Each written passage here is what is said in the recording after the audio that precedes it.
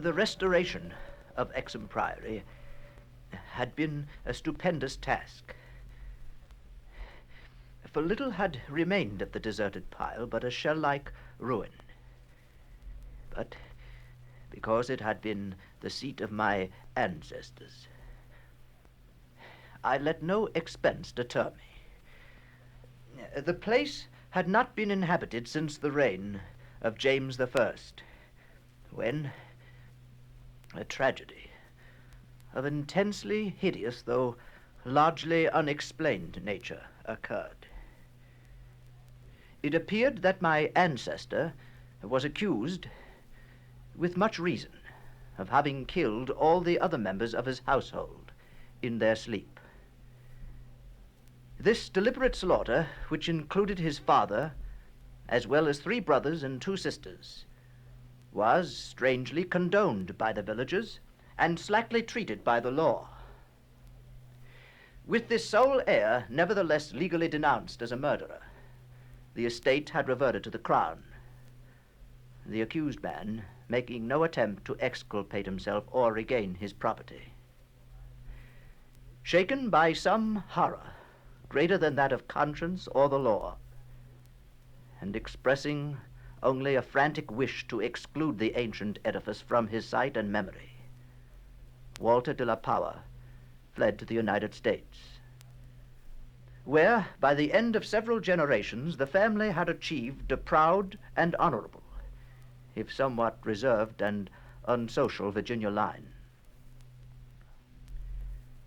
After the Civil War, the family moved north.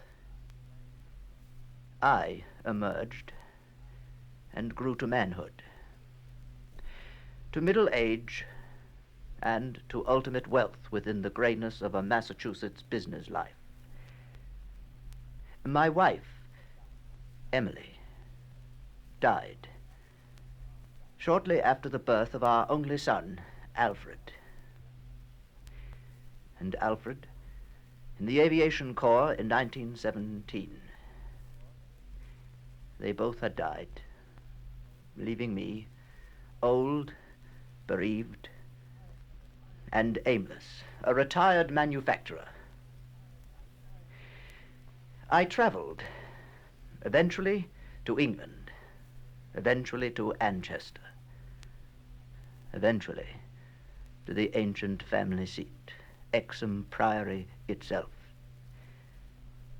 A jumble of tottering medieval ruins covered with lichens, perched perilously upon a precipice, denuded of floors and other interior features save the stone walls and the separate towers. The priory had been allotted to the estate of the Norris family by the crown. And now, 3 centuries later, I purchased the ruin for a surprisingly reasonable figure and resolved to divert my remaining years by restoring my ancestral home.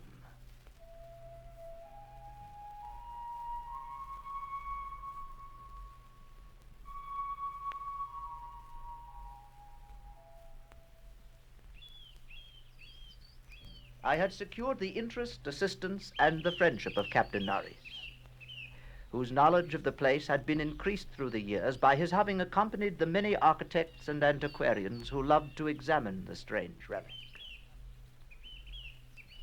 Mind your foot on that big stone over there. The architecture, you see, is peculiarly composite. Gothic towers resting over there on Saxon or Romanesque substructure.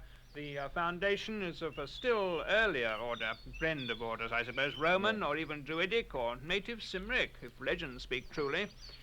And merged on the one side, you see, down here, with the solid limestone of the precipice. Amiable Captain Norris. The place and its ancestry had an almost consuming fascination for him. He knew every detail of its history and its former structure, and became of inestimable help in the reconstruction. The priory itself actually stands on the site of a prehistoric temple. Yes. A druidical or anti-druidical thing which must have been contemporary of Stonehenge, dates like that. Well, it's unfortunate that our neighbors aren't all antiquarians such as you, Captain Norris. I had not been in Anchester a day before I knew I came from an accursed house. Oh, yes, the country folk around here have their own sense of tradition, I'm afraid. They hated the Priory hundreds of years ago when your ancestors lived here. And they hate it now, with the moss and mould of abandonment on it. We'll have to go outside of the immediate vicinity for our workers. You see, it isn't so much hatred as the almost unbelievable fear they have of the place. And the scope appears to include both the Priory and, I'm afraid, its ancient family. Yes, I don't seem to be able to convince the villagers how little I know of my heritage. Oh, but to them a lineage is beyond a message of knowing. It's in the bone and blood itself. Yeah. I'm not sure I disagree. But what do we see? After 3 centuries, a power has returned to his ancient site to reconstruct the very house. And for the villagers, you've come to restore a symbol abhorrent to them. Oh. Rational or not, you know, they view Exham Priory as nothing less than a haunt of fiends and werewolves. Captain Norris, superstition. Well. Superstitions, ghosts, and goblins. Oh, no, not quite that. No. You share their worries, nevertheless. Well, so would you, Power. It's not a matter of the present, and it's not all superstition. This is an ancient place, Power.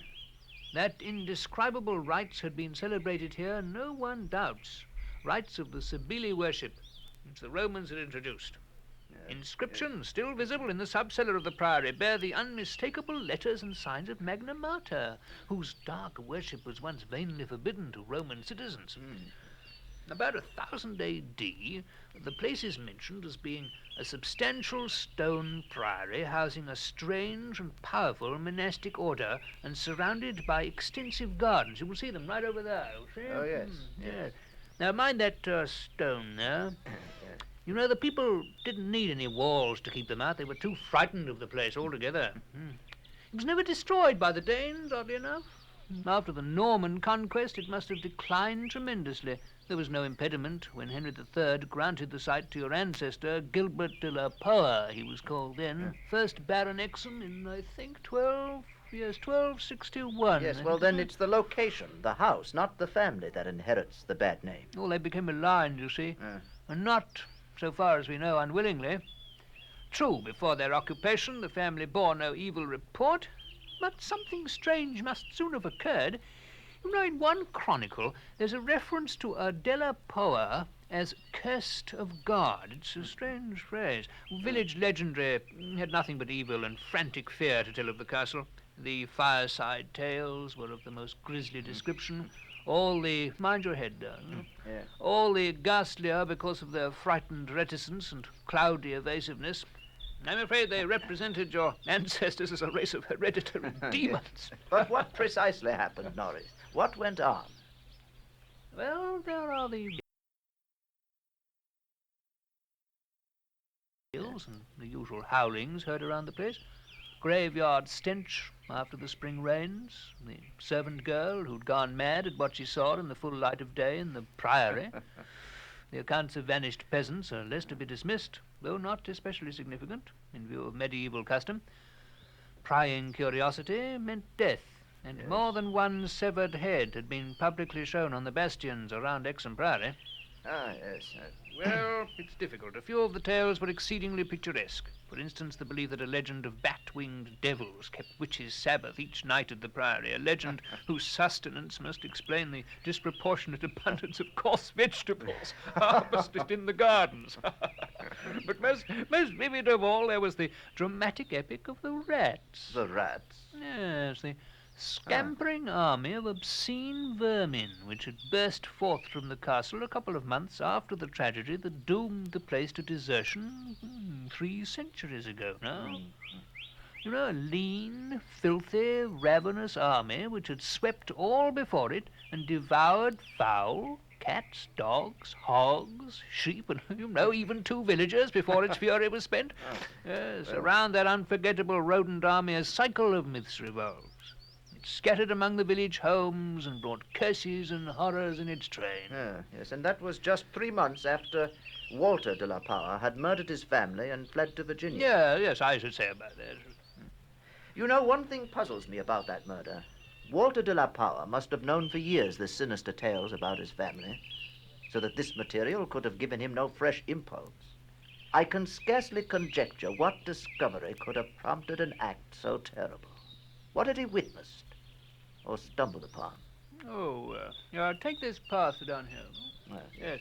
The general whispered sentiment seems to have been that he purged the land of immemorial curse.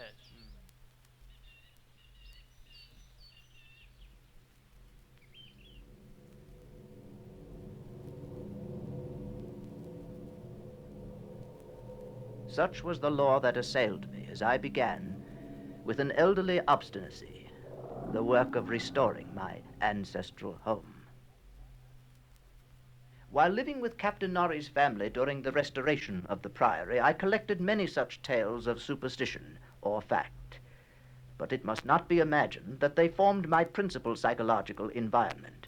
I was constantly praised and encouraged by Captain Norries and the antiquarians who surrounded and aided me. When the task was done, over 2 years after its commencement, I viewed the great rooms with pride. Wainscoted walls, vaulted ceilings, mullioned windows, broad staircases, all there, all as it had been. Every attribute of the Middle Ages was cunningly reproduced. The new parts blended perfectly with the original stone walls and foundations. The seat of my fathers was complete, and I looked forward to redeeming at last the local fame of the line, which ended with me. The interior of the old house was, in truth, wholly new, and free from old vermin and old ghosts. The first incident occurred 6 days after I moved into the priory. That night, dispensing as usual with a valet, I retired to the West Tower chamber, which I had chosen as my own. The room was circular, very high, and without wainscoting, the stones being hung with tapestries. I did not draw the curtains, but gazed out at the narrow north window, which I faced from the canopied four-poster. At some time, I must have fallen quietly asleep, for I recall a distinct sense of leaving strange dreams.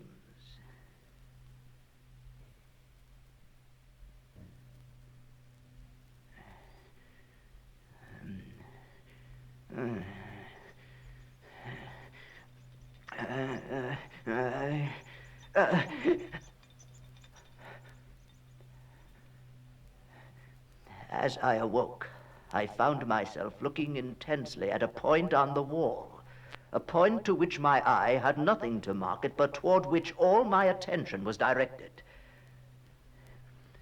Whether the tapestry actually moved, I cannot say. I think it did very slightly. But what I can swear to is that behind it I heard a low, distinct scurrying, as of mice or rats.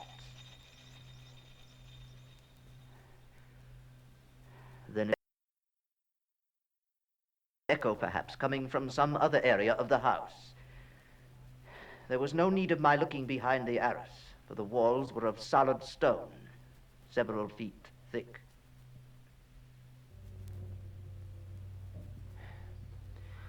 It was a while before I could drift back to sleep, and I seemed directly to re-enter my earlier dream, except that this time the vision was clearly, horribly before me. I seemed to be looking down from an immense height upon a twilit grotto, knee-deep with filth,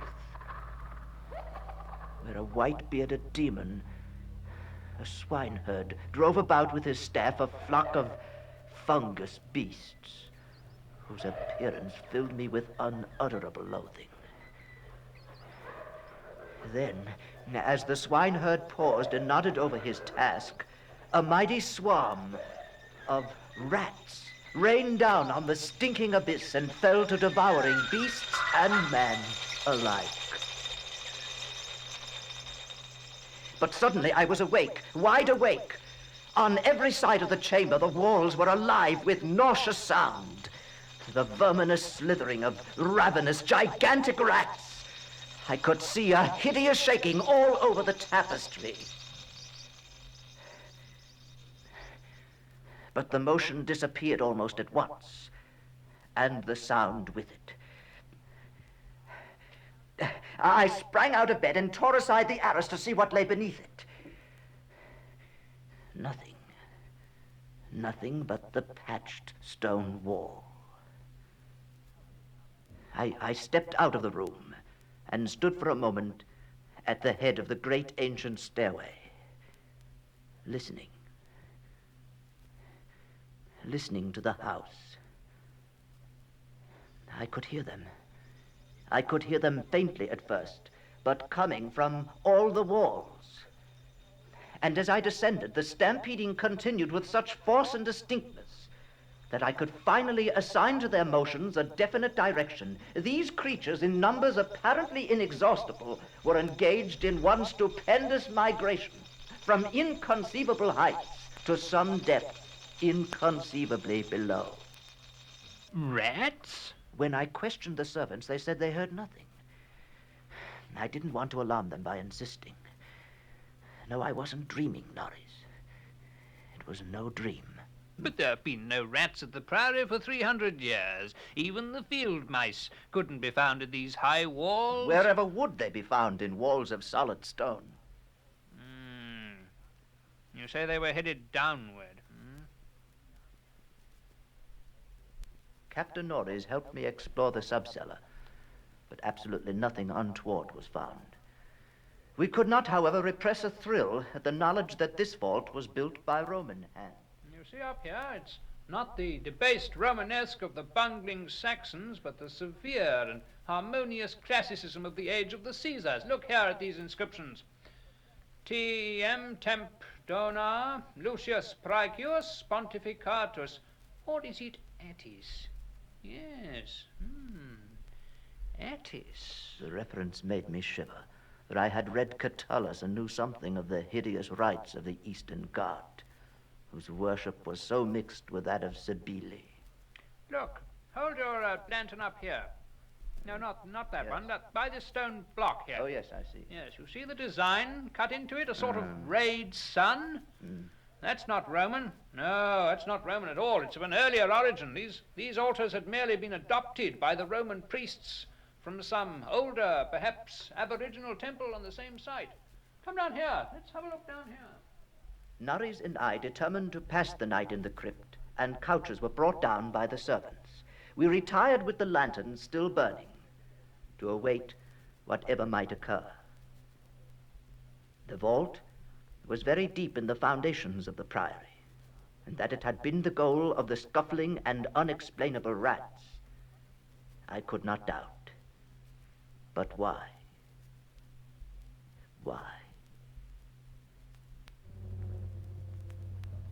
As we lay there expectantly, I found my vigil occasionally mixed with half-formed dreams. I saw the twilit grotto and the swineherd, the fungus beasts wallowing in filth. They seemed nearer and more distinct. I could almost observe their features. Beasts, but not exactly beasts. They became more distinct as I watched, looking up at me. Terrifying. Norris, wake up, Norris. Wake up. What is it, Bauer? What's wrong? Did you hear them? Did you hear them, Norris? What? The rats! Rats? I heard nothing at all. Still downward. They were going still farther down. No. There are cellars below us, Norris. Cellars? Norris, was it hallucination? Was it madness? Why have they stopped? Why is it silent now? Perhaps you've been shown what certain forces wish to show you. They were headed downward. In this altar, see, Norris? The lantern flickers at the crevice here between the altar and the floor. There must be some kind of... By Jove! There must be some way of descending, some door, some kind of entrance. Balanced by some sort of counterweight, I expect. You see? Look here, look. Yes. The entire stone pivots aside. By Jove! Where's your cellar power? A horror. A horror. Stone steps descended into an abysmal dark, but scrawled across them as far as we could see, skeletons, attitudes of panic fear all over them, the marks of rodent gnawings, a ghastly array of human or semi-human bones, cretinism, semi-apedom. We descended the hellishly littered steps. Horrifying, but extraordinary. Look here. Out through solid rock. Notice the strokes here. Look, according to the direction of them, this passage must have been chiseled from beneath upward. You know? Look at that. You notice the air? There's a cool movement of air, probably some fissure in the cliffs above. Yes, look, Pa, the stairway ends here. There's light filtering down from somewhere up here. I can't quite see it, but... Hey, it must be morning outside, you know, almost enough light to see. It's a sort of grotto. Enormous. You can just barely... The descent from reality had almost prepared me for what was to come. Norris, when I reached him, stared out with a look resembling that of the skulls at his feet. Then I followed his eyes over the subterranean world before us. Dear God. We must not underestimate the archaeological importance of such a discovery as this, Pa.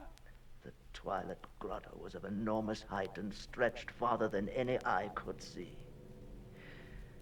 There were buildings and other architectural remains. In the center, a circle of monoliths, but everything dwarfed by the spectacle on the ground. An insane tangle of bones, human or nearly so. Like a foamy sea, they stretched postures of demonic frenzy, either fighting off some menace or clutching other forms with cannibal intent. Yes, the skulls suggest a rather baffling mixture. Mostly lower in the scale of evolution than Pithecanthropus, but in every case definitely human. Actually, some of them seem to be supremely and sensitively developed types. Horror. Horror upon horror. All the bones gnawed. Altars serving as butcher shop and kitchen. Mostly by rats. Yes. Cauldrons. Dining tables. Not all by rats, by Jove. Goblets brown-stained and dried. Horror upon horror. Notice the stone pens over here, for the keeping of herd, I expect, and out of which they must have broken in their last delirium of hunger or rat fear. Herds of some primordial human type. Yes, fascinating. And there a row of cells, nearly rusted through. Their tenants still locked inside. And on the bony forefinger of one, a seal ring with my own coat of arms.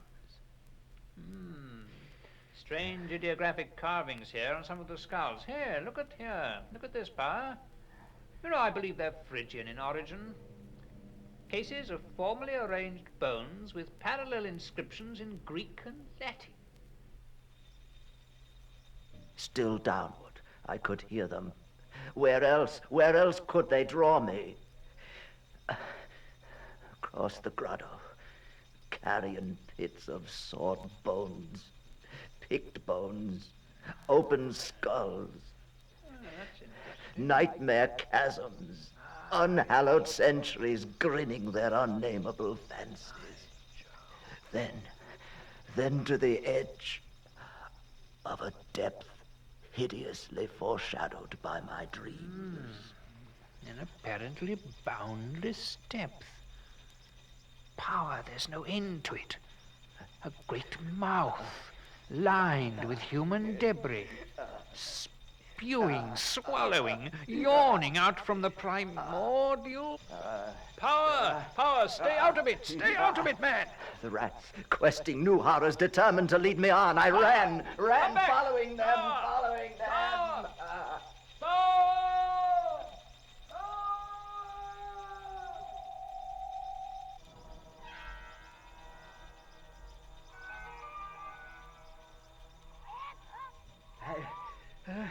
I heard voices, echoes, but above all that insidious scurrying. I felt them all around me. I was one of them, part of the ravenous army that feasts on the living and the dead. Well, why shouldn't rats eat a Dillapower as a Dillapower eats forbidden things? No, I am not that demon in the Twilight Grotto. It's not Nari's body I tear apart. It's not blood I feast upon, and flesh. You faint and fear at what my family do. Hast blood thou stinketh, I'll learn you how to goss. Wollt die Schweingebiete gleich. Magna Mater! Magna Mater! Atis! Augustus Durgot!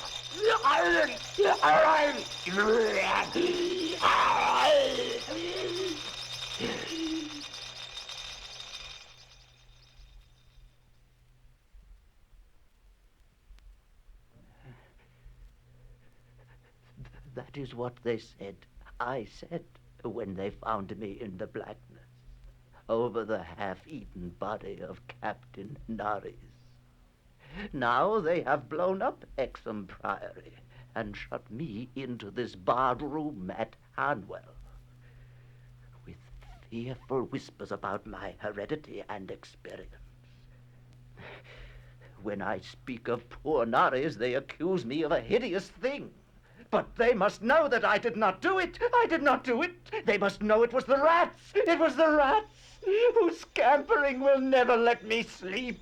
The demon rats that race behind the padding of this room and beckon me down to greater horrors than I have ever known.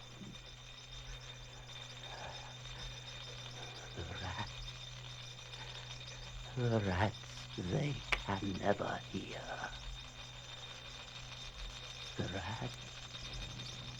The rats in the wall.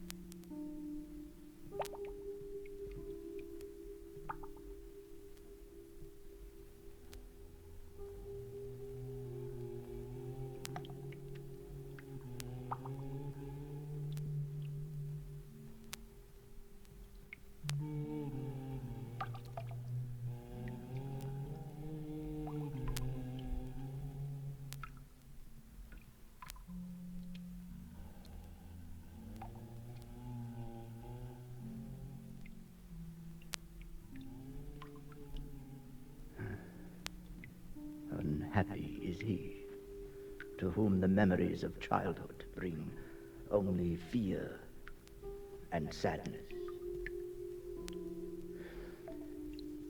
I know not where I was born.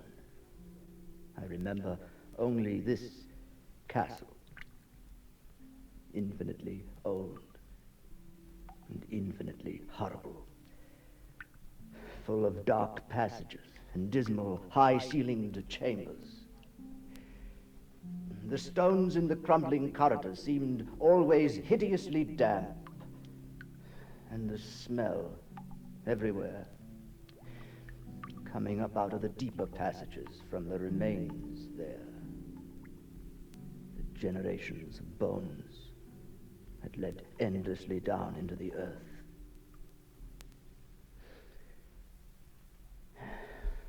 The light was a dim and uniform gray, throwing no shadows. Outside in the forest, There was no sunlight able to come through the trees. The branches thickly interwove overhead, cutting out all sight of anything above. Except there was one black tower of the castle that reached beyond the trees. It rose up inside into a dark and inaccessible height. There was no stairway. It could not be ascended save by an impossible climb up the sheer wall, stone by stone. I must have lived in this place all my childhood, but I cannot measure the time. Someone must have cared for my needs, yet I cannot recall any person except myself, or anything else alive. I think that whoever nursed me must have been terribly aged. My first conception of a living person was of something distorted, shriveled, decaying. I remember there was such a corpse. I often went to it with a feeling of reverence and attachment. It was a woman, ancient, lying as she had died, partly eaten around the throat and chest, the terrible gesture of horror in her sprawled position and opened mouth. I would sometimes roam the passage where she lay. I seemed to be drawn there. I wanted to kneel before it, to lie my head against it. Once I recall, I reached out to touch her, and she seemed to draw away in horror as if some instinct of recoil had penetrated to the very bones of the hideous thing. It fell off the ledge,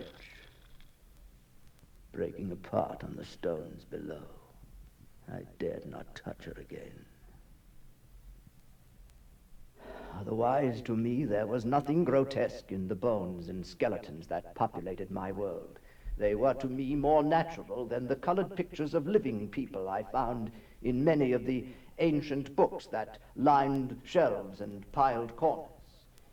From such books, I learned all that I know. No teacher urged or guided me, and I do not recall hearing any human voice in all those years, not even my own. Although I read of speech, I had never thought to try speaking aloud myself. I felt conscious of youth because I remembered so little.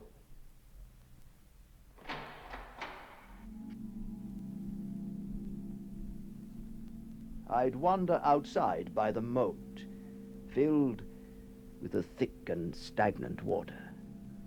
I imagined it to be the great seas I saw in the picture books. I even constructed a boat, a toy boat, with masts, and set it upon the water, but the slime held it. It couldn't sail. And I watched it slip through the surface, sinking slowly, inch by inch, down till it disappeared. Across the moat, under the dark, mute trees, I would often lie and dream for hours about what I read in the books, and would longingly picture myself there in the sunny world beyond the forest. So long, and now nothing will separate us. Nothing. The pictures would fade. They were not real. Oh, I wanted to make them real. I'd try to escape the forest. I'd run. I'd run, but the farther I ran from the castle, the more dense became the shade. The thickness filled me with a terrible fear. until I forgot my search and turned back.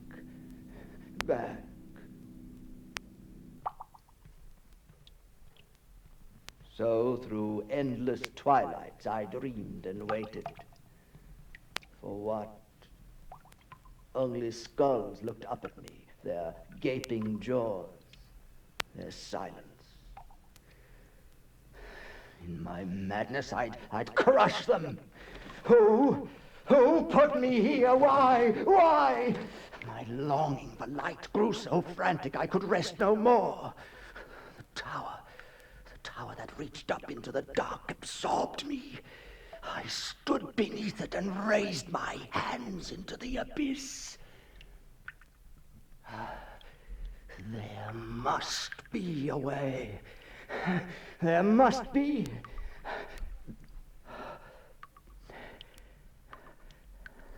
I stood flat against the stones, grasping them. Strange, I could hold on to the stones more easily than I thought. I pulled myself up, stone by stone, round the tower and up. Up. I stopped and looked above.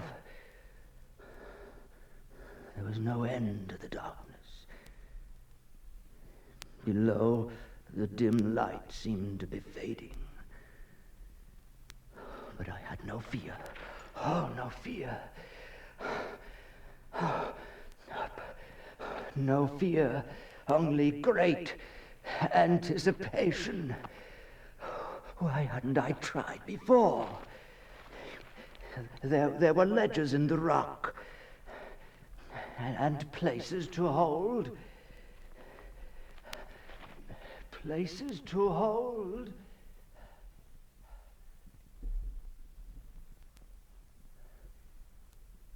Hours later, I had reached the top. I clung to the stone, my head against a roof, a stone panel that would lift. Oh, the climb had strengthened, not weakened me. Oh, it took mere effort now to brace my shoulders against it and push up and out from the wall. The effort, the strain was pure joy. It felt as if something else was working, some other thing in me that drew me out. I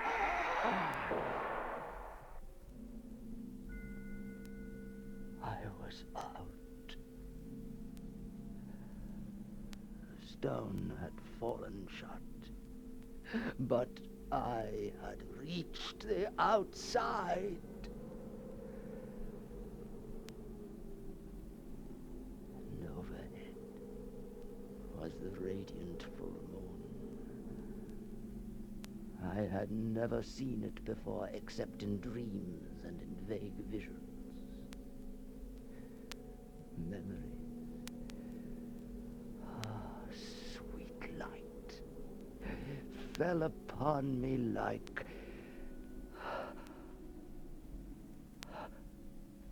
But where was I?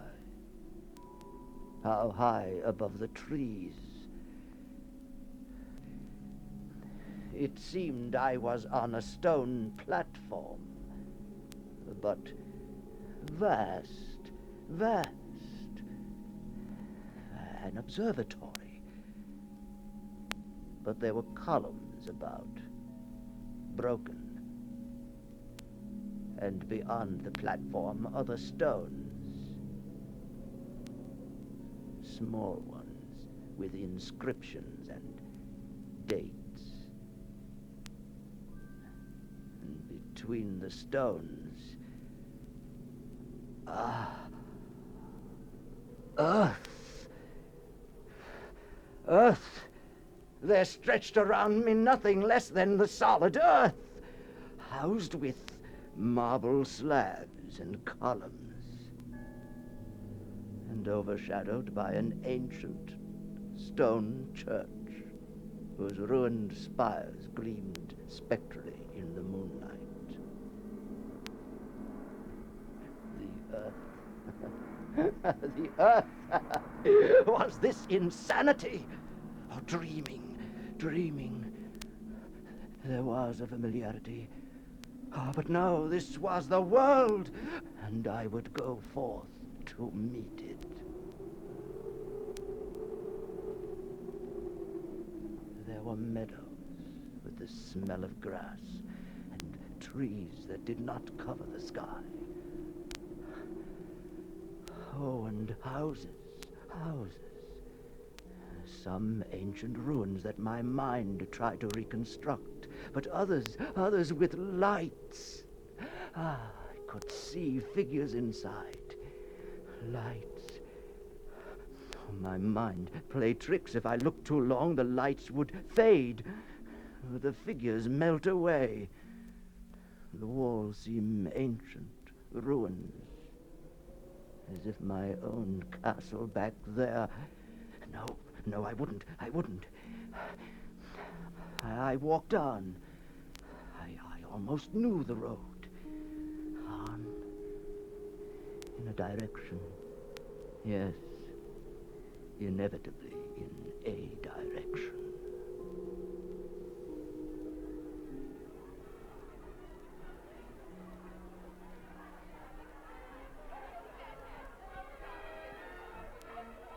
A large lit house, surrounded by a park, with great windows, ablaze with light and sound.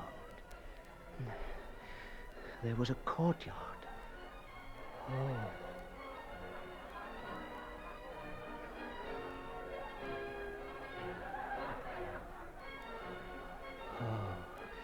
This was the world. Oh, how brilliant it was, how merry. I had never heard human voices before, yet it was familiar. Some of the faces seemed to hold expressions that brought up remote recollections. Oh, they smiled, they talked to each other, they laughed. Oh, world! The windows before me were two doors. I put my hands to each to enter, and pushed open into the joyous room. And the people became silent. They all stared with a strange and familiar expression. I tried to speak to them, but it was hard to speak. No! I walked toward them, but they fled. Every face distorted. Screams, hands covering their eyes. Stumbling away. Wait! Like mist, they faded before me. They seemed to melt into the walls, through doors, dragging each other. No, wait!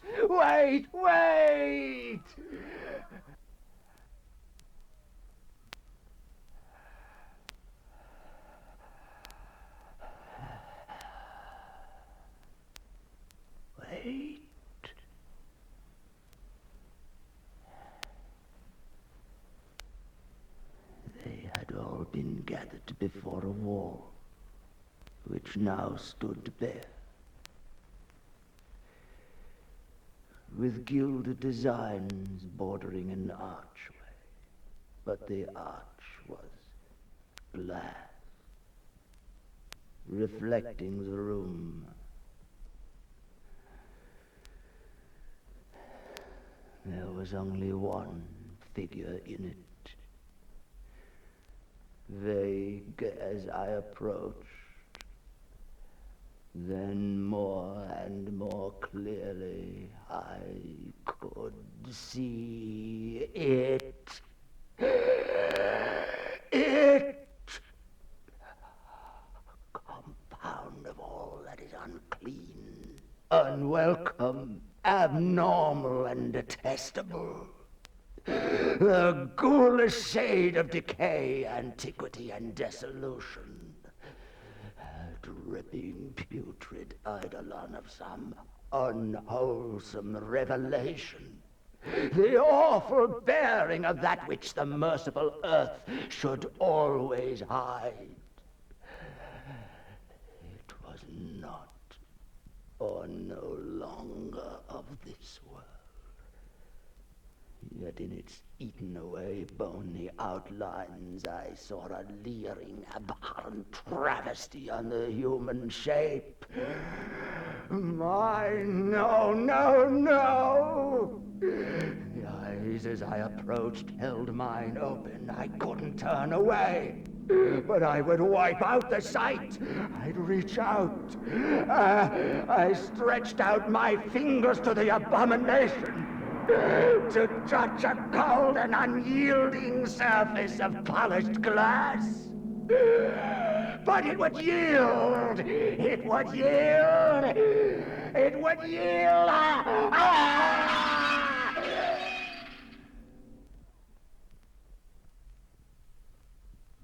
At that last moment, I had recognized him. When I returned to the graveyard, the stone door was immovable. Now I ride with the mocking and friendly ghouls on the night wind, and play by day in the catacombs. I know that light is not for me, save that of the moon. Yet in my new wildness and freedom I welcome the bitterness of alienage, for I know always that I am an outsider, stranger in this century, for a time, a stranger among those who are still men.